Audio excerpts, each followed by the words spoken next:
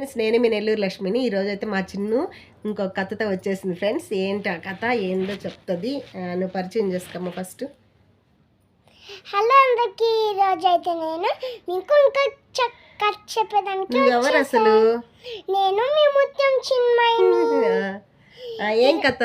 పార్వతి పరమేశ్వర్లు ఇంకా సుబ్రహ్మణ్య స్వామి వినాయక స్వామి వాళ్ళకి ఒక పరుగు పందెం పెట్టారంట. ఎవరు?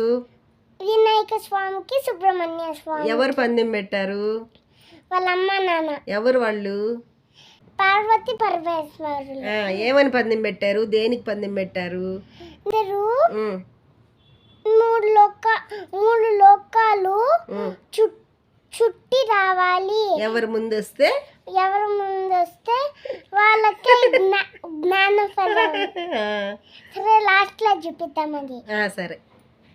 అప్పుడు జ్ఞాన ఫలం అంట వాళ్ళకే. అప్పుడు సుబ్రహ్మణ్య స్వామి పికాక్ పైన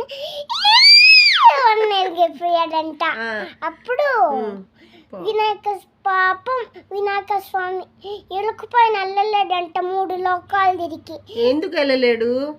వాళ్ళకి చిట్టి ఎలుక కదా, ఆయన లడ్డు ఆయన కదా, అందుకనే ఎలుక పైన వెళ్ళలేరు. అయ్యో, అందుకనే ఎలుక పైన వెళ్ళలేరు కదా. అప్పుడు వినాయక స్వామికి ఒక ఐడియా వచ్చింది. ఆయన 3 లోకాలు చుట్టి ఆయన జ్ఞాన ఫలం. 3 లోకాలంటే ఏంది? ఏం చుట్టాడు వినాయకుడు? వాళ్ళ అమ్మ నాన్న. అది కదా మెయిన్ చెప్పాలి, అది మర్చిపోయావు నువ్వు. 3 లోకాలంటే వాళ్ళ అమ్మ నాన్న చుట్టూ తిరిగి 3 లోకాలు తిరిగి వాళ్ళ అమ్మ నాన్న దగ్గర. అప్పుడు వినాయకుడు పందెంలో గెలిచాడు. జ్ఞానఫలం నీ దగ్గరికి ఎట్టు వచ్చింది జ్ఞానఫలం? నేను అక్కడికి వెళ్ళా, వాళ్ళు కూడా నాకు ఇది ఒకటి ఇచ్చారు ఫ్రెండ్స్. అవునా? ఒక్క జ్ఞానఫలంలో మళ్ళీ నీకు ఇచ్చిన వచ్చేవన్నాడు? సుబ్రహ్మణ్య స్వామి ఎవరు అన్నాడు? వినాయక స్వామిని. ఏమన్నాడు? నువ్వే గెలిచావన్నయ్యా. నేను ఆ తెలివి తక్కువతనంతో 3 లోకాలంటే అంతా చుట్టుకొని వచ్చడానికి వెళ్ళిపోయాను, కానీ నువ్వైతే అమ్మా నాన్న చుట్టూ తిరిగావు, అమ్మా నాన్నని భక్తిగా పూజించావు, నువ్వే గొప్ప తెలివివంతుడివి అని చెప్పి నువ్వే గెలిచావు అని చెప్తాడు. ఇందులో నీతి ఏంటి? మనము కాదు అంటే మనకి కండలు వచ్చి ఇంత లా ఉన్నాము అని కాదు. కండబలమే కాదు, బుద్ధి బలం కూడా ఉండాలి.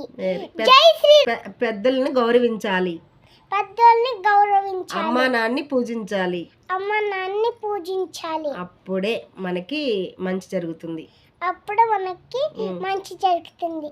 జై శ్రీరామ్. ఓం నమః శివాయ. ఇది జ్ఞానఫలం. భలే ఉందే ఫ్రెండ్స్. నువ్వు చెప్పే కథలు ఎలా ఉన్నాయి అడుగు.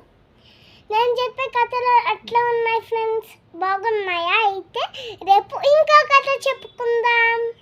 ఇదిగోండి జ్ఞానఫలం. సరే.